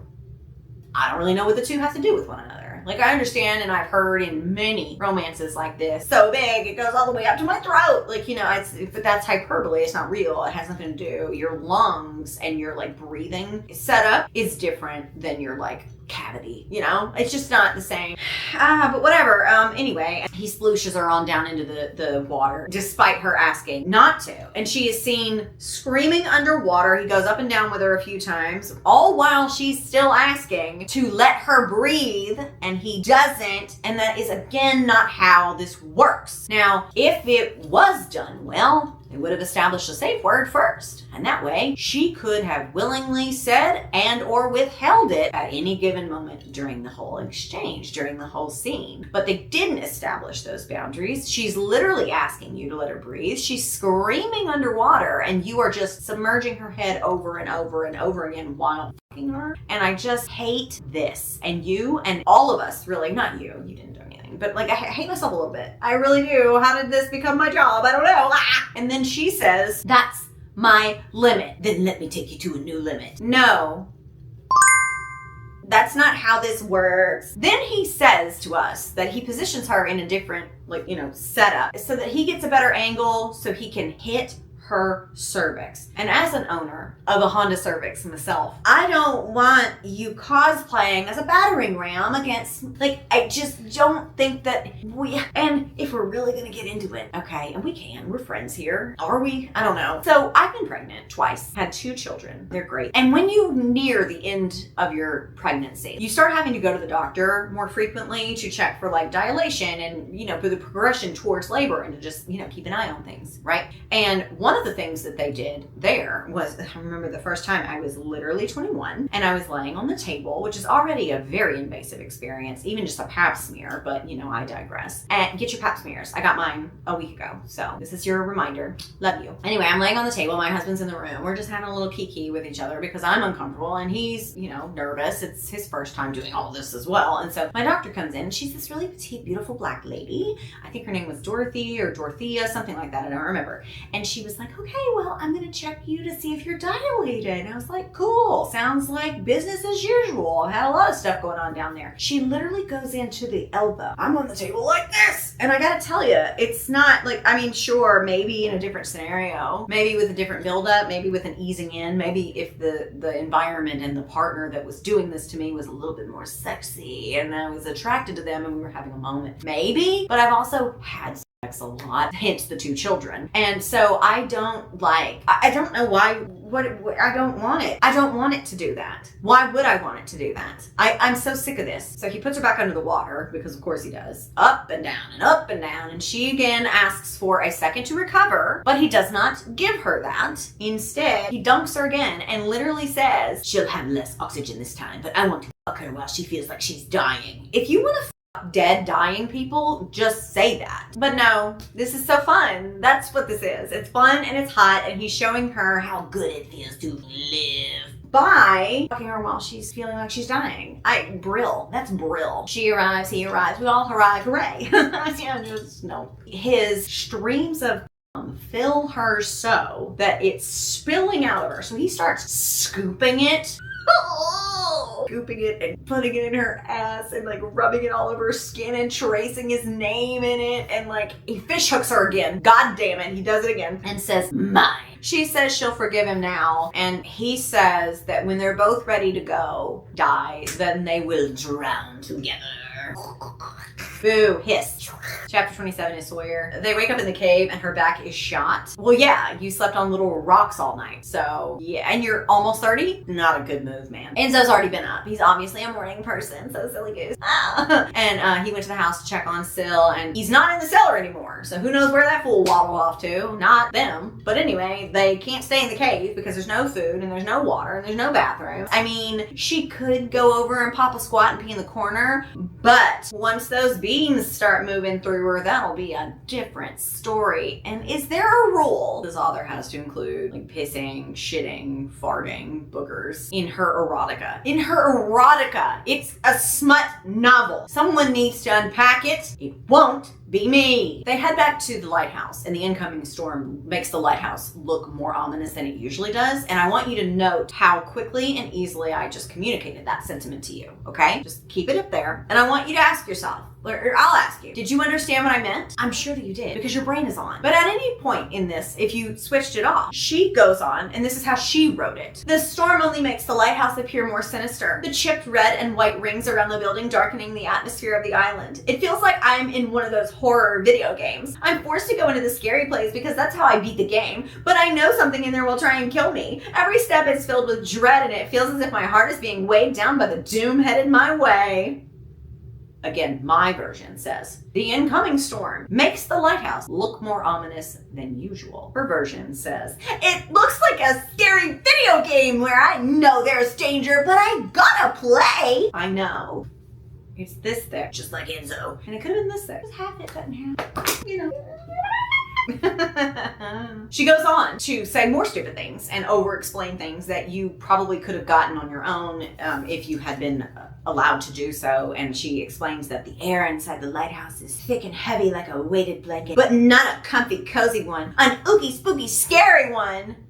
Then Enzo is like, listen, I need to go check the house and eventually go outside and get some wood for the fire and to like barricade the doors and the windows and stuff for the storm, and because we don't know where Syl is, you know. And he gives her a knife and she's like, absolutely not. And he's like, well, I'm not gonna leave you here with no weapon, unarmed, while I go check all the rooms. And so she's like, I don't want to split up. Haven't you seen a horror movie? We are going to stay together. So they do. They go upstairs, they start hatching like an escape plan, and he starts tying bed sheets together or whatever, like a real 1950s prison break style. And she's like, the window's nailed shut. And he's like, no, it's not. I've been removing the nails since we got here. With what? Your teeth? Securing his plan and clearing the house. All clear, you know, whatever. They sit down and eat a meager meal. So to conserve the limited stuff, what little they have, you know. This makes no sense. And not only because it's written horribly, allow me. Sylvester was pretty strict about food portions, which was something Enzo nor I minded, considering we're guests. And what would normally last him a month was cut into a third. Wordy, bullshit, none of that. And also, according to my friend Penn, you can have a nor tossed in there if the neither is implied, but they usually go together. It just doesn't make any sense. Like, Sylvester was pretty strict about food portions, which was something Enzo nor I minded. It's just, you can't, so this doesn't make, oh my God, what am I trying to say? Calm down, breathe. I'm gonna move on. So this doesn't make a lot of sense for multiple reasons. The first one being that you don't need to conserve anything because you don't plan on staying here forever. And you also just said that you found a stash of food that Sylvester had been hoarding for God knows how long. So yeah, and then also you can catch fish. We saw you do that. You don't need to conserve anything. You can eat whatever you want. Plus, this entire plot detail is muddy anyway, and I don't think I wrote this in the script. But around day 2, when she's out catching the fish, because Sylvester said that he doesn't have enough food to feed everybody, the next day they all had a steak dinner. I mean, yes, now we know that he was lying and he had a ton of food stored up, but like, So now it's time to get to work on boarding up the house, and she's a little worried because they might be locking Syl in with them, which I would also be worried about, but who cares? So he goes outside to get some wood and leaves her there by herself. While he's gone, she hears like more crying from above, dragging, and then a curious knock. And, you know, she must have some sort of otherworldly power that we're not privy to because it wasn't detailed in the text. Because not only has she been able to clock what it sounds like for dangerous criminal people to be dragging chains around, but now she can tell a regular knock from a curious knock. They sound the same, you asshole. But yeah, no, she's talented. I mean, she's clearly going places. Hopefully far away from me. She calls out hello, which there's no answer to, and then Enzo comes back and scares the bejesus out of her. Ghost, knocking, scary. Get the water police. You're 28. I wish this was funny. It would probably help. They start working on the barricades or whatever, and she tells us, there's a shark in the water. Baby, there's a shark in the water. And just like being in the ocean, we're in his territory. A shark? Hold on, let me do a little math. Okay, so he's been here since 1978, he said, right? Maybe he's not as old as I thought he was. So he's about 65 to 70 years old. He has one leg. And you said there's a shark in the water and we're in his territory. A shark? shark? Clearly she's never met Zig Meadows. Chapter 28 is Sawyer. So they're trying to sleep in their boarded up room and they can't because there's knocking. I don't know if it's curious or not. It did not state on their bedroom door. Ghosts? I don't know. And so Enzo's like, I'm gonna open the door. And she's like, don't do it. So he doesn't. And they lay back down and they cuddle and try their best to sleep. The banging continues on and on through the night. So the next day comes and they wake up and they roll out of bed and they stretch. They plan to spend the entire day searching for the beacon, which again, they still have not found. When they open the door, there's nothing on the other side, but there are like noticeable markings and scratches on the outside of the door. So like he says, spirits don't do that. And they go downstairs and Enzo makes them fried eggs and toast. And honestly, they have more food than I ever would have imagined that they do. What do you mean you have eggs? I know eggs have like a shelf life of about a month. I looked it up because Google is free and available to me. So why not? They've already been there for a month. I don't know. Whatever. Who cares? Anyway, Sawyer notices the steak knife that she had yesterday or whenever disappeared. It's not where she left it. And she tells Enzo, to which he literally does not give a shit and is just like, I'm going to find the beacon. Okay, they decide on a divide and conquer method so that they can cover more ground, which again, I just really don't understand how big this lighthouse is. I was under the impression that it looks like the one on the cover, which is very small, like maybe 300 square feet, straight up and down. And I know that there are bigger ones because I looked it up, but that's not what's there, you know? So anyway, divide and conquer, he will be checking upstairs, she will be checking down. Chapter 29 is Sawyer. They wasted an entire new day looking for the beacon with no results. I really just do not understand this at all. And they're really frustrated at this whole like wasting a day kind of thing. And so they're being kind of dickish to each other. Once she showers and throws on a big t-shirt and heads downstairs and he like scans her, noticing that she's like got her bits like just dangling whatever. And he's like, put some clothes on. I don't want to see that, which hurts her feelings. Like, okay, grandpa, damn. And so she does. She goes to the room. She's crying because when is she not? And she puts some clothes on and she finds some plastic bags in the closet that also have this like white tubing that came with them. And she's got no clue what they are, but she'll save them for water later, maybe. Yeah, good idea. She goes downstairs because he's cooking for her and she knows she needs to eat for her strength, but god damn him, she's still steamed about what he said. He's being mean, even though he said he wouldn't be mean to me anymore. He's literally only ever been mean to you. He was kind of dismissive and short with you when you just met and you hadn't stolen anything from him yet. So like whatever, but yeah, sure. I mean, I like men who are of their word as well. He says eat, she says no, so he lunges at her and grabs a fistful of her hair. Cute. Tell me, Bellaladra, am I so unforgettable that you failed to remember how deeply my cock has filled you? Or did you hit your head and lose your f***ing mind? Okay, what the does that have to do with me being hungry? And you know what? This is just a great opportunity for me to just pop in here and say, like, despite him telling us how level-headed and emotionally regulated he is, he lashes out and says mean shit all the time. And he excuses it. He's like, I don't want to want her the way I want her. Okay? Like, you would be, I hate you. That's all.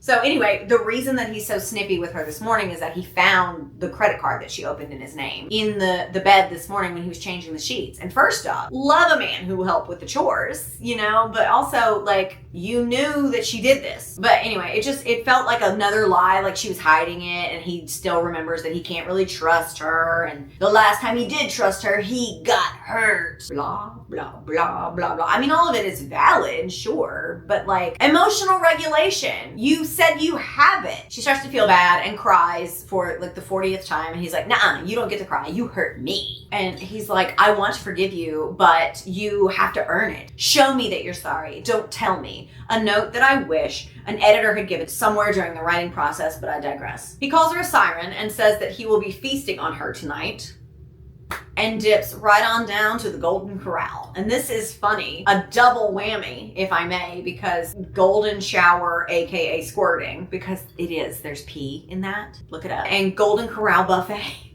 God, I'm killing it today. Am I killing it or is it killing me? You know, I don't know. I'll stick around to the end and see. Oh, something, sirens and Poseidon. They on the table, which knocks the food that they were just talking about needing to conserve right onto the floor. Love that. They both arrive violently and with horrific words exchanged. I will spare you. And not horrific mean. Horrific, just cringe, uncomfortable, embarrassing, gross, stupid. He requests a blowy and she likes to give people what they want. I mean, she doesn't give me what I want, but so she doesn't have a gag reflex. Also, we've learned, and so she deep throats him, which is a great way of showing and not telling, because you literally can't speak. So she is deep throating him, and she says, quote, "My lips kissing his pelvis." And the visual that this gave me is comical, because your pelvis isn't right there. Your pelvis, I mean, it is, but you can't access it from the front, like right there, that little soft area beneath the shaft of the the sun has shifted. Okay, that kind of makes me feel a little bit better, but let's keep going. They both arrive. They break the table. They laugh. It's so fun. Love is fun, isn't it? He does kiss her at a certain point. Did I say that? I don't know. Whatever. He kisses her, and she asks why he finally kisses her, because you remember he was like withholding that from her. And he goes on a tangent in response about how like he wasn't breathing when they met and she is oxygen. She's like, "I don't deserve you." And he's like, "I do. You do." Sorry. She spills even more lore. It's worse than we thought. Actually, it's still like a lukewarm whatever reveal that she killed Kevin. So chapter 30 is Sawyer 6 years ago, and I greatly summed this up because I'm ready to go. This is simply a flashback chapter telling us all about the face showdown. Come on down! She's home on a break from college. Both of her parents have already died, and they left the house to the kids, I guess, and it's already paid for, and so is the car, all that stuff. And so she's there, and she's working at the library, I think, I don't know, she does some sort of part-time job, and Kevin is on the force. He's got his little big britches job. He comes home in a uniform, he gives her attitude, she gives it back. He grabs her and attempts to assault her while she's home. She's been hiding knives around the house, so she just grabs one from under the pillow and sticks it right into his jugular, and he bleeds out all over her. And then she books it out of town as fast as her little feet can carry her. With no shoes, remember, she only left with the clothes on her back and the socks on her feet.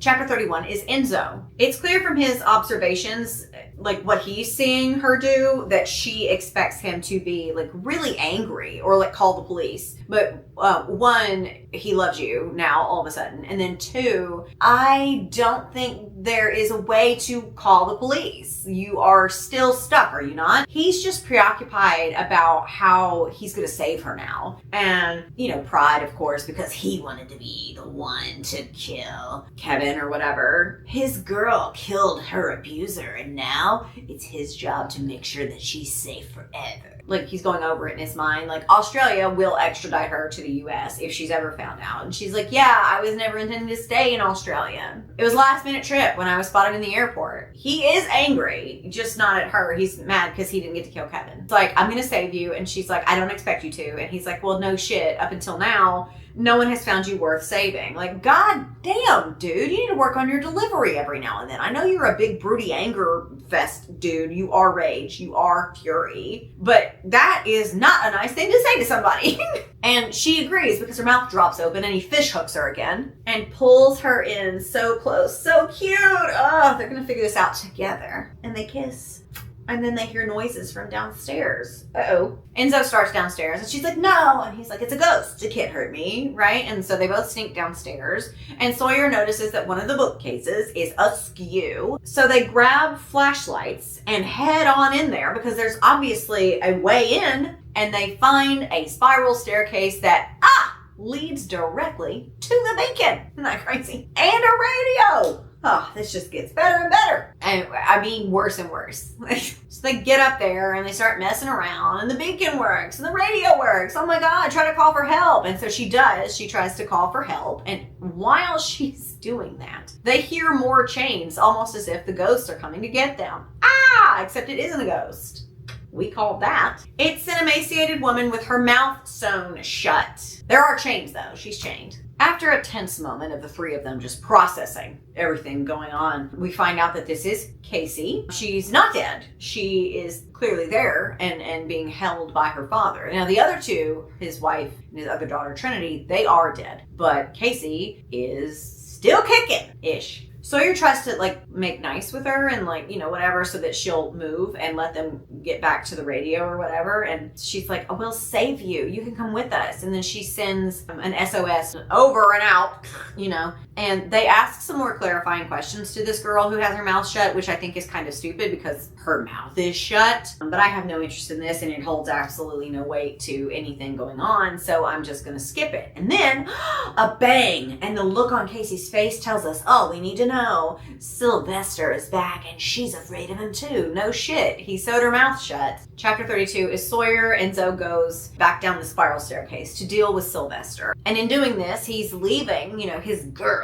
alone with the thread lip Ringu at the top of the stairs so that they can keep working on the radio or whatever and try to get hold of somebody. Casey starts acting kind of weird and like leering over the side of the staircase. Can you blame her? I mean, I'm pretty sure that the entire existence of this girl is, yeah, of course she's acting weird. But Sawyer can't see her, you know, out of the corners of her eyes anymore. And so she turns and finds her, like I said, staring over the edge. And she's like, hey, get away from there, you know. And then again, Casey starts acting weird, like doing a little weird head tilt and all that shit, and there's a weird look in her eye, and our baddest BAMF bitch says, listen, Casey, I don't want to hurt you, but I will fuck a bitch up if I have to. She doesn't say that verbatim, but you know, that's the vibe. And she sees something in Casey's eye that tells her that she may in fact need to fuck a bitch up. And then she hears shots ring out downstairs, and they, you know, she goes down there to see what happened, and she emerges to find Syl just kicked back with a cold one. I'm wearing shorts, don't worry.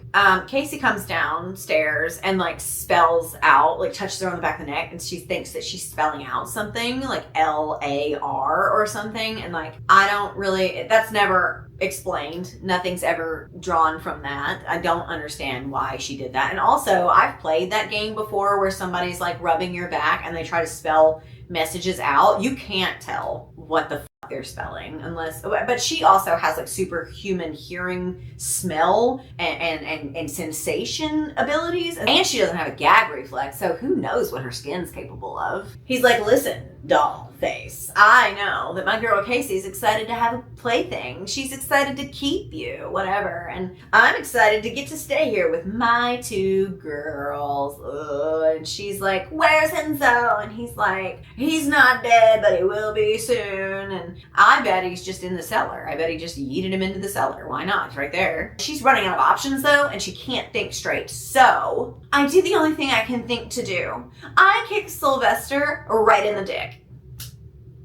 I mean, yeah, nice, works every time. She runs to the kitchen and grabs a knife and calls for Enzo because he must be close by still. There's no way that this guy with one leg was able to like dispose of him way far away and make it back here in time. Casey comes in, again, being very strange, weird, and she tries to reason with her. You know, like, hey, Casey, listen, he doesn't love you. He just wants to own you, and you can stand up to your abuser. Brava. Casey doesn't move on her, which prompts Syl, who's still recovering from whatever he's been through, and he comes in and shouts at her and tells her to get her and grabs her hair and throws her to the side, and then he lunges at Sawyer. But Sawyer, listen, Sawyer has had many names, but one of them that you might not have heard of is Neo, because she just starts matrixing these shit. Like, she is dodging blows. Oh my god. But the moment his fist cocks back, rage contorting his face, it's like time slows. My body unlocks and I move on instinct, ducking below his punch and straightening up just as he closes in. He's a 65 to 70-year-old elderly man. Please shut up. And then she stabs him in the stomach. Blood gushing everywhere. Deja vu. And then Syl just bloody abdomen. He's a stabbing victim at this point. He must be tougher than I thought he was because he just decks her. He knocks her the fuck out. Chapter 33 is Enzo, and oh no. I mean, oh yay, he's not dead. That means he's not dead if he's got a chapter. Isn't that great? So he was in fact in the cellar, because none of this is outlandish or unpredictable in any sort of a way. It's not creative. It's boring. And also because he's an absolute oaf goon of a man. So when he heard the shot, he went down and he emerged from the bookshelf and saw that the cellar door was open. So he literally wandered over to look down and then Sil got the jump on him and pushed him in. He's stupid, one singular brain cell floating in a sea of nothing. He comes to and he's, trying to get his bearings and figure out where he is. And he looks around and realizes he is standing in a makeshift graveyard of all the people that Sil has apparently killed, I guess. And that's where my script stops. So I have to go back in here for you. And he's like, oh, this must be where he kept Casey all this time. He's listening now from under the floorboards. He hears Sil talking about like having to stitch up something that the girl did and how he's fine. It was like merely a flesh wound. And, he's getting Casey to help him stitch it up. And he's like, that's my girl. So it does seem like he has captured her and chained her in the house somewhere. I'm not going to be going through this in detail again because I can't do it. I will end up with one brain cell myself if I try. So I'm going to just skim and give you cliff notes. I know what happened, but I'm going to try to make it as good as I can. Okay, so he's listening under the floorboards. He knows that somewhere in the house she is being held because he got the jump on her after she stabbed him. And then he starts trying to figure out a way that he can like distract this man and like throw him off so that he can save Casey. Sawyer. So God damn it. Okay, so he can save Sawyer. So what he ends up doing, he finds a first aid kit that's down there because like I said, this is where he's been holding Casey this whole time. There's also a bucket in the corner. We don't want to go over there. But he does find a first aid kit and he uses like the rubbing alcohol and what else? The blanket. I snatch the gas lantern and pads too and I head to the ladder. He hears them upstairs and Sylvester is like beating the shit out of Casey. So he causes a commotion, I guess, and the old man comes down to check it out. And when he does, he sets everything on fire. He just throws it like a Molotov cocktail, I guess. Of course, he knows that he would rather die than lose his lighthouse and Raven Isle and everything. So he's properly distracted now so he can go and find Sawyer. He knocks the dude out cold and then heads for the stairs. So he goes in search of Sawyer and he finds her in Sylvester's room chained to the bed and she says that he gave her a timeout to think about what she did. He gets her. So as they descend the stairs, they notice that the fire has been put out. So that means either Sylvester woke up or Casey put it out. And it's the former because he starts swinging a hammer around and they duck and dodge and do the Matrix stuff all over again because apparently they have to in order to survive this guy. And then, finally, Enzo, this like deadly predator that we've heard so much about, finally gets the upper hand here. And he's on top of Sylvester. His fists fly at me, but he's nothing more than a weak old man. I thought he was a shark. He's literally been one step ahead of you guys this whole time. And I know that doesn't take like brute strength, but I don't know. Is he a weak old man or is he strong? Is he quick? Is he smart? Is he on top of things? Like, I don't know because you keep, is he a weak old man or is he a shark? I just don't know. Sylvester also has the shotgun still and he's like trying to wrestle that away from him. And then Casey jumps on and he's like, get off me, Casey. You are not helping the situation, and he kind of grabs Casey's face and is like, listen, you don't have to fight for him anymore, okay? And it says, she's fighting for both him and against him. Love is funny that way. It persists even when you've done everything in your power to banish it. It demands its own voice and refuses to be a slave to anyone but its own desires. And despite the power of it, those selfish desires are what make love so weak. It's like accepting the apologies of a cheating lover. It's returning to a raised hand over and over until the hand becomes lethal and home is in the afterlife. It's clinging to a mother. He's wrapping all this up in like a lesson that I'm supposed to take away from this, but there's nothing here. It's shit. It's clinging to a mother who never wanted you and hoping she will one day show up on those church steps. It's grabbing a hold of a hand that belongs to both a father and an abuser, wailing as they slowly slip away. It's falling in love with a liar, a thief, and praying they never hurt you. So, what ends up happening is he's, Sylvester still has the gun and all of that, and he's trying to like reason with Casey. It doesn't go well, and then Sylvester raises the gun and points it at Enzo, and so then Sawyer like lunges for him, jumps on him. He fires off a shot, causing like the ceiling to come crumbling down a little bit, and then he shoots again, and it's not who he meant to shoot. He has shot Casey in the chest. Wowzers. Okay, so he shoots Casey because Casey literally shoves Enzo out of the way. Then we have this moment where if I hadn't read more from this author before, I wouldn't have really clocked it as this. It would have just been like a vague, maybe like inspiration for it or whatever. But like this next section feels familiar, and I'm gonna read it and then let you think on it, and then I'll tell you what I thought. Casey is obviously like dying. Hey, look at me, I murmur, turning her cheek towards me. It takes a few beats before her glazed eyes slide towards me. I clench my teeth, seeing nothing but peace radiating from her. She just got shot in the chest, okay? Spare me. Sei così dolce, sei un angelo, I whisper, swiping my tongue across her bloody cheek as a tear falls from her eye. She stares up at me, and though she can't smile, I see it in her eyes as her small hand cups my jaw. She's dying, yet she's comforting me. Do you see the parallel?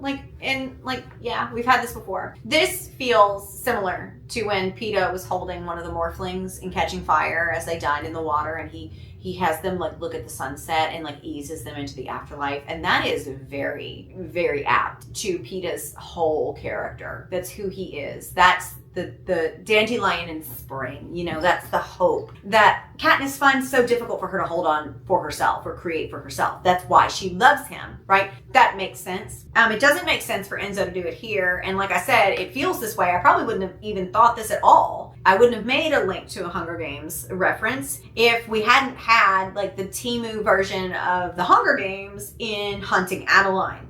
It's clear that the author is a fan of the Hunger Games, and who wouldn't be? It's incredible. You know, imitation is the best form of flattery. No, it isn't. No, it isn't, because then you get shit like this. So then we have a kill.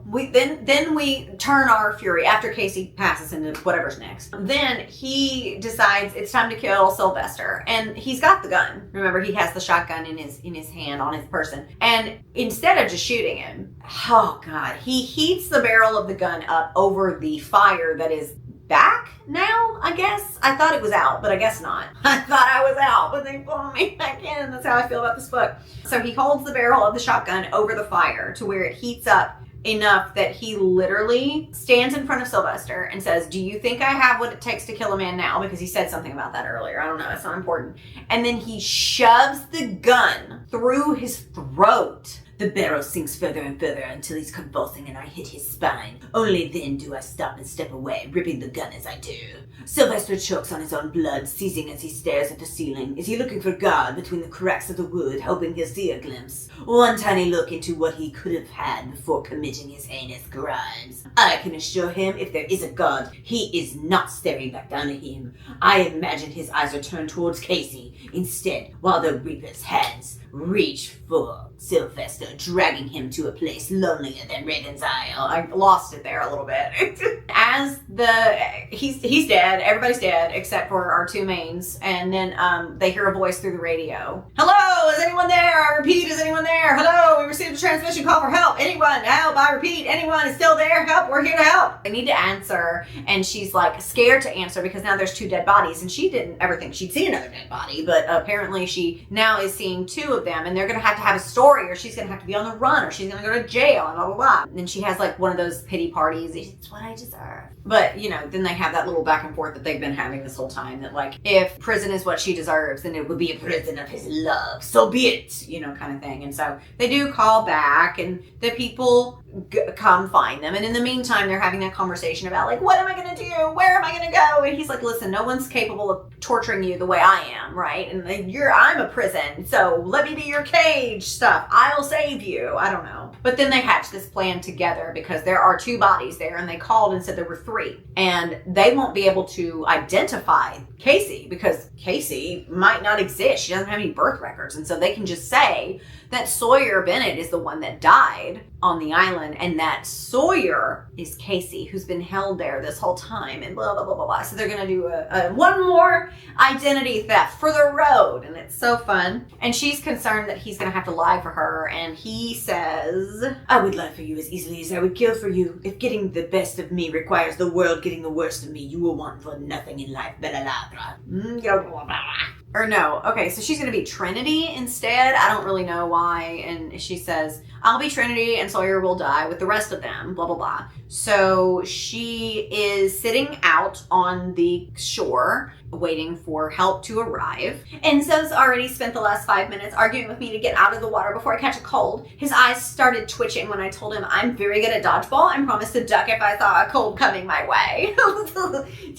I know for a fact, no I don't, but I'm pretty sure that this author is not a millennial, but you could have fucking fooled me. She has pinned a letter that says that Sawyer Bennett did die on Raven Isle, and basically she took herself out. She was there and she killed herself because she felt bad about what she had done, right? So that's it. It takes another 10 minutes before the boat reaches us, and the moment it does, I'm reduced to a pile of blubbering emotions. Tears are springing to my eyes, and I'm not sure whether to feel relief or anxiety. This won't be the first time I've had to pretend to be someone I'm not, but this might just be the last. Okay, great. So chapter 35 is Sawyer. They are back at like the Coast Guard, and they're being questioned by the police and the powers that be or whatever. And, you know, she's kind of getting her story straight that she's Trinity and that her dad killed her sister and I don't know. And they're questioning Enzo because they feel like he's hiding something or, you know, whatever. He's the man that's there, you know, so they're questioning him. She's very clearly being painted as a victim here, but they're not so sure what to think about him. So they're questioning him pretty aggressively. And she is like leaning into this whole Stockholm syndrome thing. And so she's like, I want Enzo. I want to be with Enzo. And after they finish questioning her and everything, they offer to take her to a women's shelter or something in the area. And she's like, I want to go home with Enzo, which is not how it works. You should just shut the fuck up and let them take you to a women's shelter and then dip on out of there and have him pick you up in the alley behind the way. Like, I don't really understand why you aren't better at this, seeing as this was your method of survival for so long.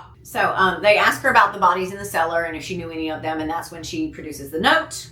I will read it to you because I love you. Lying was never the worst of my sins, just the first of them. The day I told my parents Kevin James Bennett was raping me, my mother slapped me in the face and my father demanded I apologize for lying about something so sick. They looked at me as if I was the abuser. How dare I ruin our perfect little family with these despicable lies? How dare I accuse my perfect brother of such a thing? I wasn't lying then, but I did after. I've taken enough lives, but tonight will be the last. For the first time in my life, I feel at peace with that, Sawyer Bennett. This is self-unaliving note, you know, for the YouTube. And so, you know, they're all weepy about it. The victim advocate or the social worker, whoever's talking to her, is just like moved, you know, and oh my God, that poor girl. As they're concluding this whole interview process or whatever, Sawyer gets up to leave and she's still wearing those tiny shorts. So the social worker spots the stupid fuck you tattoo on her leg. And she has to like make up some thing about like finding an ink pen and a needle and blah, blah, blah. And then she again is like, I can take you to a shelter. No, I want to stay with Enzo. Could you please be cool for once in your goddamn life?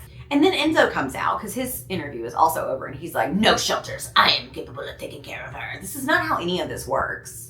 They have like an agreement that they're going to protect her identity from the press and everything. And she kind of hears in that they're not promising that they'll protect him. And so she's worried about that or whatever. And I find this to be a little strange because I know that there's not probably a record of Trinity whose identity she is assuming, but they are definitely, you're telling me that they didn't fingerprint the scene of her brother's murder? Like they don't have Sawyer Bennett's fingerprints on file or her dental records from when she was young and went to the dentist? Like you really? So chapter 36 is Sawyer and she is standing in front of Enzo's house and quote, my heart has formed little fists and they're banging against my ribcage demanding to be let out because he had his research assistant, Troy, T as in Troy, go get senile Susie from wherever she left it parked and bring it there, which sure. So he leads her into the house and offers to like shower her and like order takeout. And honestly, I deserve the same thing. I hope my husband gets home soon. I forgive you, Bella. And now I'm going to need you to forgive yourself. Can you do that for me, baby? I melt just that easily. Unable to speak, I nod, relaxing my shoulders while he releases me. Good. Now let's go take a hot shower with actual water pressure. And then we are ordering takeout from wherever you want. Unexpectedly, a sob nearly burst from my throat. It's so simple, a shower and takeout. But it feels like he's leading me into paradise. Okay, so they do that, and then I think that they bang. He talks more about like why he studies sharks. It's not relevant, but here we go. I suppose at first it was because I wanted to be like one. They are some of the fiercest creatures in the ocean, at least that we know of. And growing up, I always felt helpless, like someone else was in the driver's seat and I had no control over where I was going. They embodied power and freedom and was everything I strived for. As I grew older, it evolved from fascination to near obsession. I can't explain what it is, but they've always just made me happy. Let's get some food in your stomach and relax, yeah? I have a really bad joke about putting something else in my stomach, but let's not go there. Just as the word slipped from my tongue, my eyes widened. Wow, I so meant your dick, but that sounded even worse out loud. You don't want babies? Hell no! Okay, maybe. Both nipples are on full display as he stares at me from beneath hooded eyes. All it takes is a tip, Bella. Oh, okay. This is the epilogue. My God. Okay, chapter 37. They're at the Vors, wherever, learning about sharks. Troy is there. They fill him in on everything. And they're like tag teaming Enzo with their little quips. And they're just so fun. And he's like, oh, they're going to be the death of me. Or whatever. She is down in the lab with him, I guess. And she's watching sharks swim by. And she says, what if a megalodon swims by right now? Can it break this shit open? I arch a brow. I'd like to see it try. Do they still exist? Yeah, in a haunted mansion with Adeline. Troy loves her. Oh my God, I like her. And he tells Enzo to keep her, and he's like, I plan on it. And she also gets like really excited when she sees a clownfish swim by saying, it's Nemo. And oh my God, we're still going. So chapter 38 is Enzo. He's swimming with a shark again. And oh, he has missed this. Oh my God. The cop that questioned him is there and talking to him. Somebody asks why he's there, and he's like, I'm just here to tell you that you're no longer a person of interest, talking to Sawyer. And also, like, she mentioned wanting to change her name. We can set you up with a lawyer who can help you through the process. From there, you'll be able to sort out an ID as well. Have you decided what you want your name to be? She literally, do you want to guess? This is Sawyer Bennett, life on the run. And she has decided that she is going to steal someone's identity who is now dead, so they cannot track her down. And they think that the real Sawyer is dead too. And so now she has the opportunity to permanently change her name forever. What do you think it is? Go. Clearing her throat, she says, yeah, I know it might sound weird, but I want to name myself after Sawyer. My first name, at least. She taught me a lot, and I admired her, and she deserved to have a life. The social worker is there, and she's like, that's very sweet. It's a beautiful name, too. That poor girl had a very troubling life. And then she goes on to reveal that shortly after she killed her brother and disappeared, a lot of other women came forward and said that Kevin, had been abusing them, too. And so none of this actually had to happen, because she probably would have gotten away with it, or at least gotten off on like manslaughter charges with time served, because he was clearly abusing other people. Sawyer's mouth drops open and snaps shut, confusion written across her face. My own brows jump, surprised that there was more evidence against her brother and that Sawyer never knew about it. I suppose she avoided looking at anything to do with him at all costs. That's not true. When she was in the hotel, dyeing her hair and having a one-way conversation with her dead brother, she saw a news report that said that she was spotted in an airport. I would think, this is just me thinking, and I know I'm not supposed to, but I'm doing it anyway.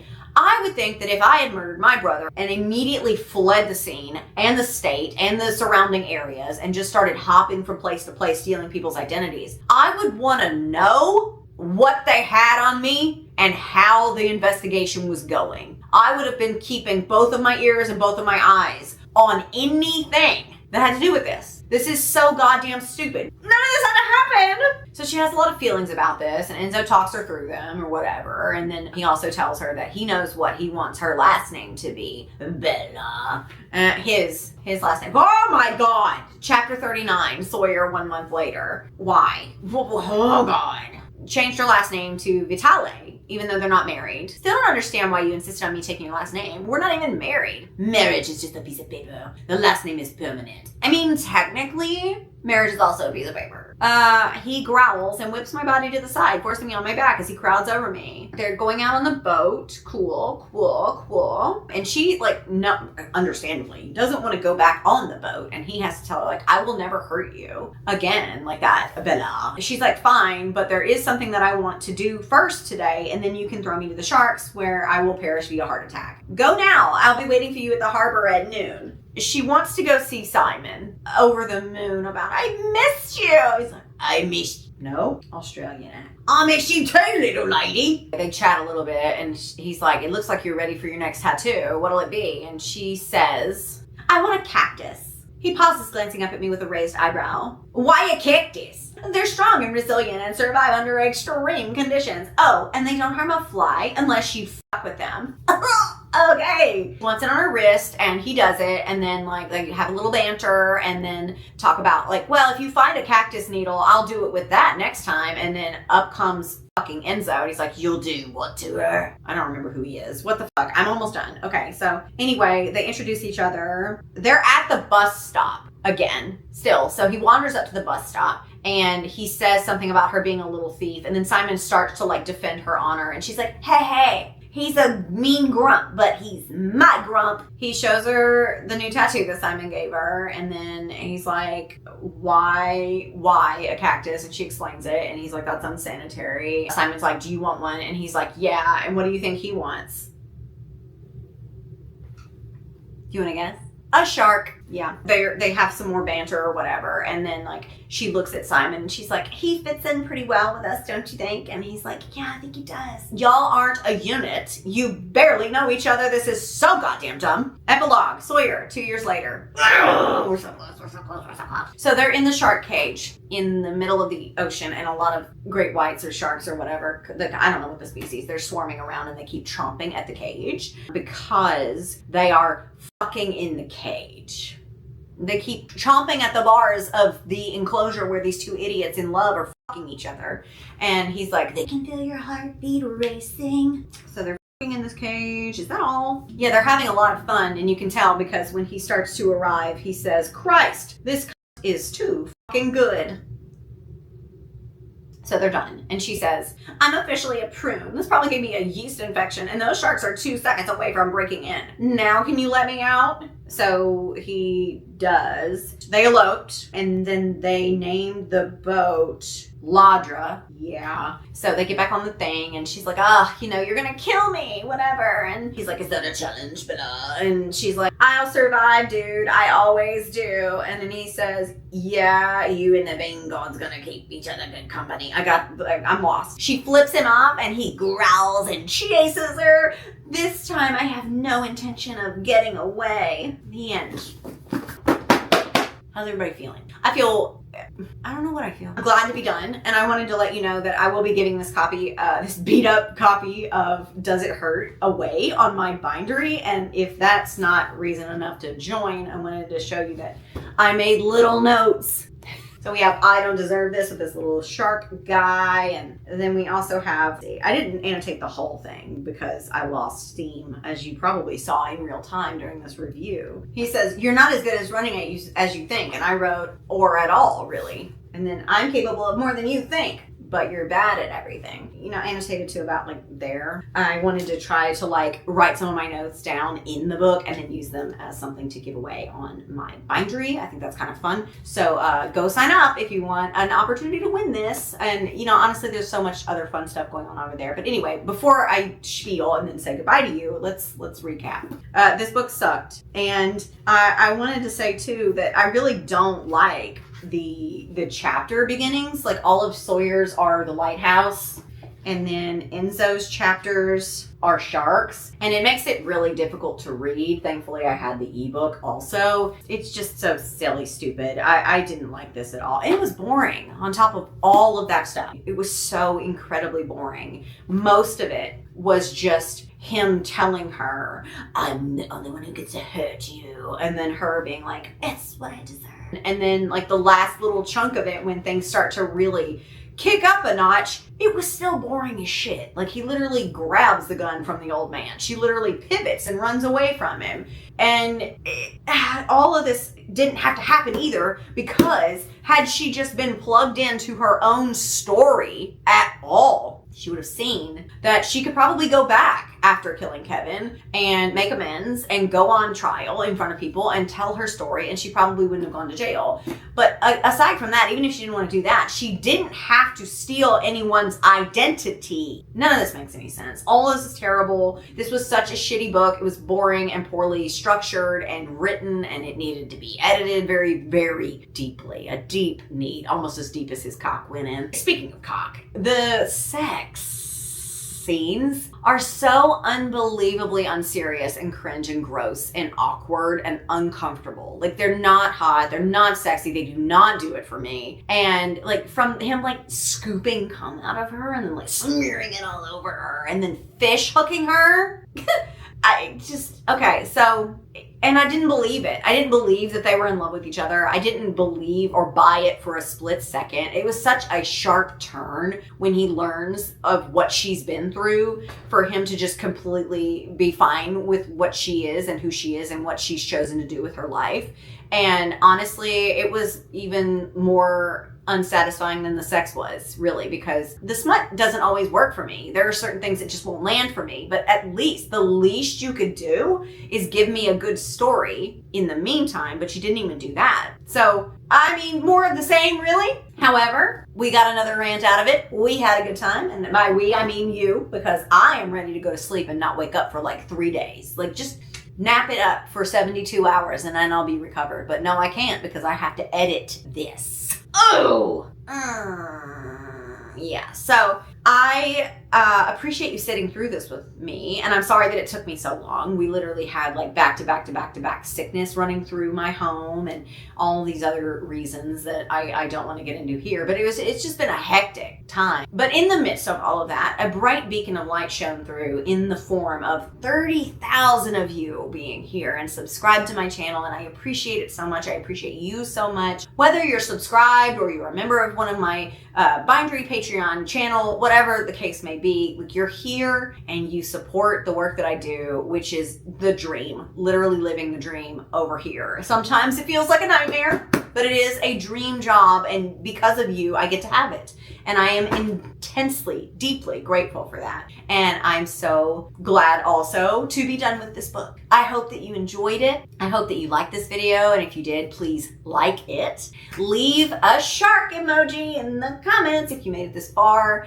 And I will see you in the next review. God help me. Also, I wanted to let you know that one of the perks on my Bindery when you sign up for one of the paid tiers is that the $5 tier, you will get to vote on rant reviews that I do next. And the $12 tier, the Weirdo tier, you will get to suggest books for me to rant review. So if that's something that you're interested in, or sounds like a perk that you'd be willing to shell out the money for, you don't have to. Of course, it's not, I can't make you do anything. And also, I know times are tough, so not everybody has it, but if you do and you're able and it sounds good to you, maybe scoot on over there. All the links are below.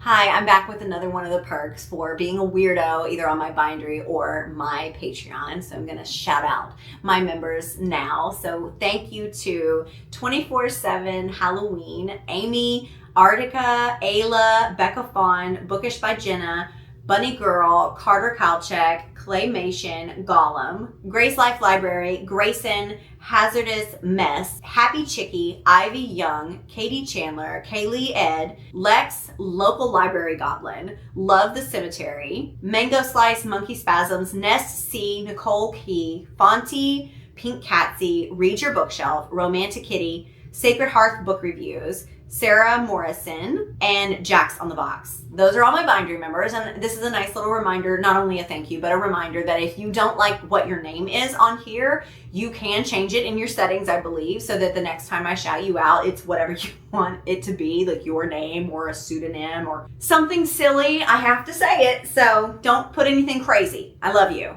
And now for my Patreon weirdos, I want to say thank you to Ashley, Ren, Andy Mations, Cheyenne, Ree, Drive-By Thinker, Rivka, Ria, Rosemary K, Kay, and Adrian. Big shout outs to you guys. You guys are incredible, and I appreciate your support so much. It means the world to me, and I love you. You don't have to say it back. I'll see you in the next one. Bye.